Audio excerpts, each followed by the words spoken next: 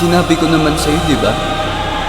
Isinumpa ako ni Ursula dito sa resort gamit ang isang kanta. Nakatali na yung kaluluwa ko sa kanya. Mario! Kung aalis ako dito, ikakamatay ko.